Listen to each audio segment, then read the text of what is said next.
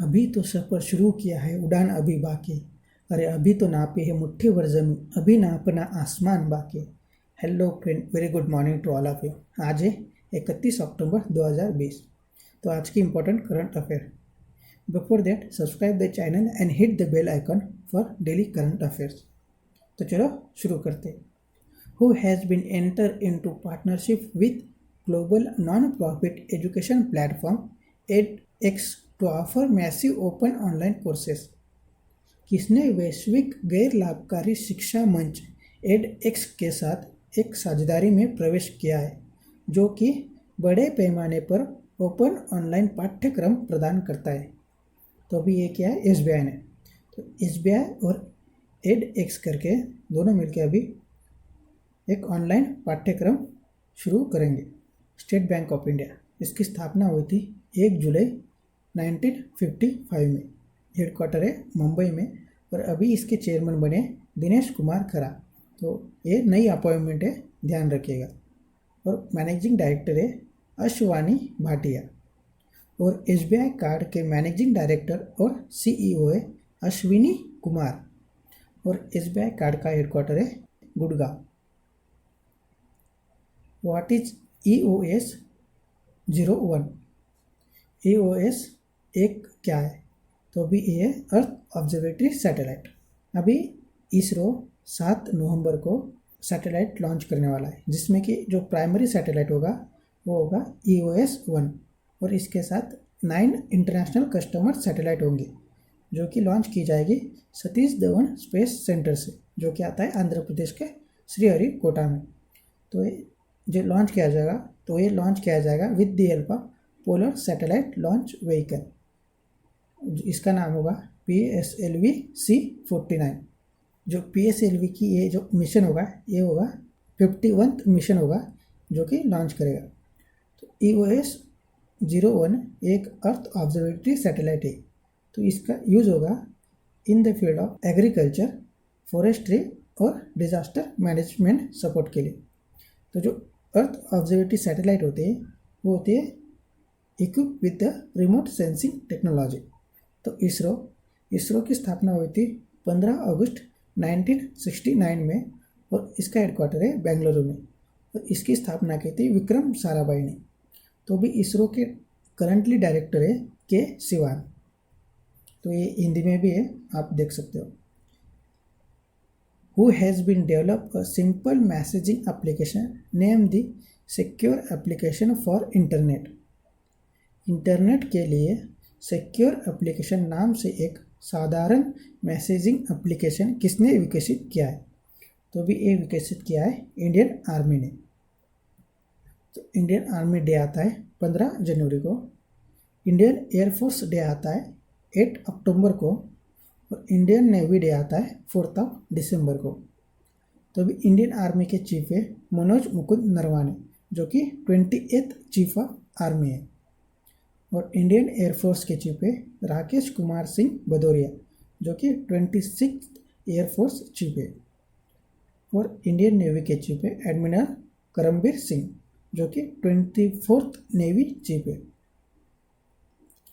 Who has association with Delhi Metro Rail Corporation launch a contactless multi-purpose card that can function as a credit card and as a Metro Smart Card? Delhi metro rail corporation के साथ किसने एक संपर्क रहित बहुउद्देशीय card launch किया है, जो क्रेडिट कार्ड और मेट्रो स्मार्ट कार्ड के रूप में कार्य कर सकता है? तो भी ये किया है एसबीआई कार्ड ने। तो एसबीआई कार्ड और दिल्ली मेट्रो रेल कॉरपोरेशन ने मिलकर अभी एक कॉन्टैक्टलेस क्रेडिट कार्ड लॉन्च किया है, जो कि क्रेडिट कार्ड भी होगा और मेट्रो का स्मार्ट कार्ड भी होगा। Indian post and which postal service has enter into an agreement for the electronic exchange of custom data related to postal shipment? भारतीय डाक और किस डाक सेवा ने डाक दालन से संबंधित सीमा शुल्क डेटा के इलेक्ट्रॉनिक विनिमय के लिए समझौता किया है? तो भी ये क्या है, भारतीय डाक और यूएस डाक ने। तो इंडियन पोस्टल सर्विस है और जो अमेरिका की पोस्टल सर्विस है, इन्होंने दोनों ने मिलकर ये समझौता किया है कि जो भी पार्सल होगा उसकी इलेक्ट्रॉनिक इंफॉर्मेशन एक्सचेंज की जाएगी।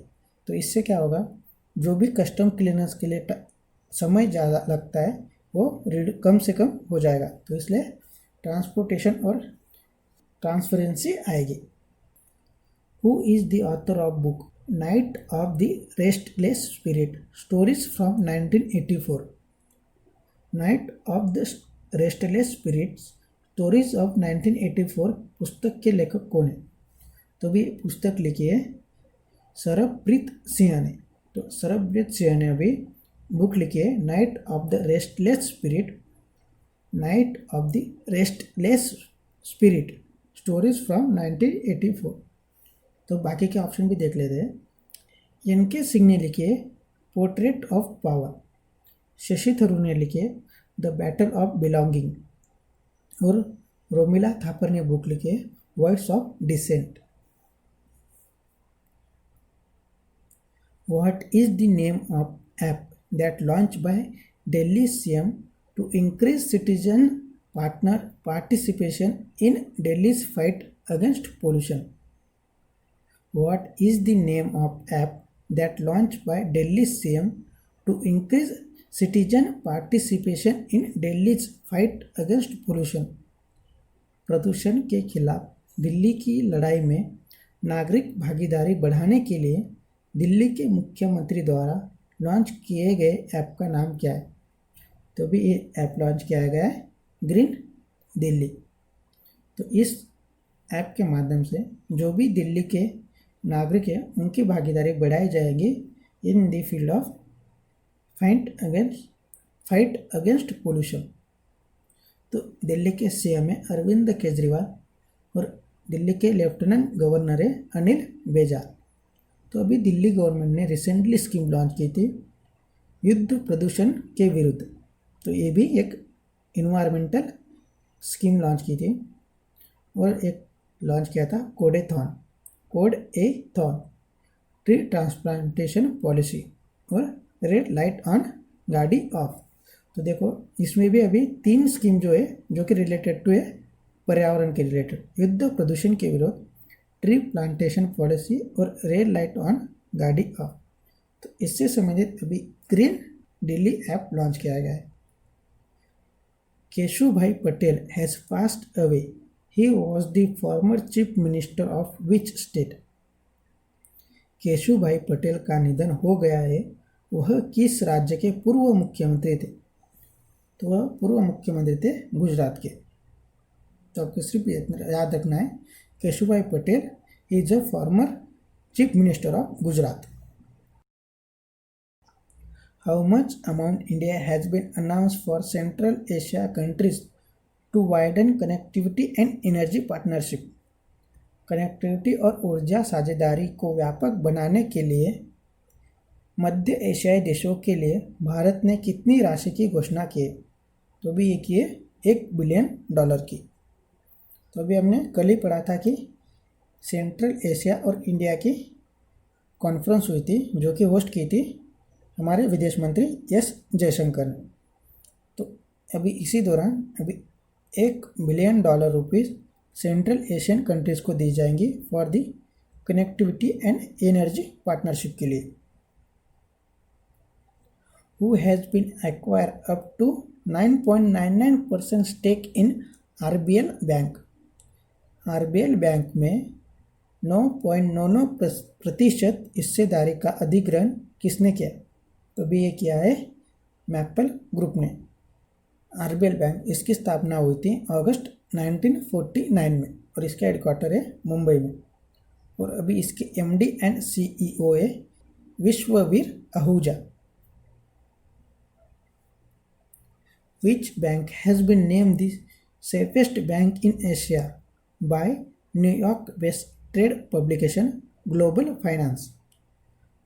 न्यूयॉर्क स्थित व्यापार प्रकाशन ग्लोबल फाइनेंस द्वारा किस बैंक को एशिया में सबसे सुरक्षित बैंक नाम दिया गया? तो भी ये DBS बैंक को एशिया सेफेस्ट बैंक से घोषित किया गया। तो DBS development bank of Singapore.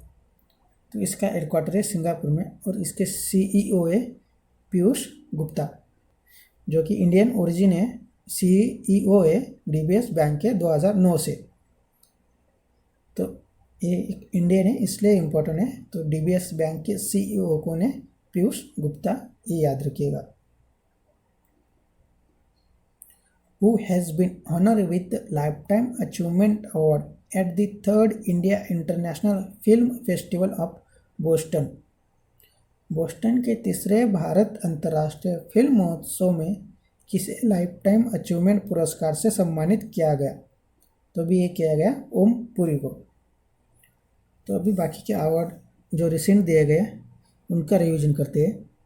Aishwarya Shridhar, इनको मिला है wild life photography of the award 2020। तो ये पहली भारतीय महिला है जिनको कि ये अवार्ड मिला है। तो ये 101% याद रखिएगा।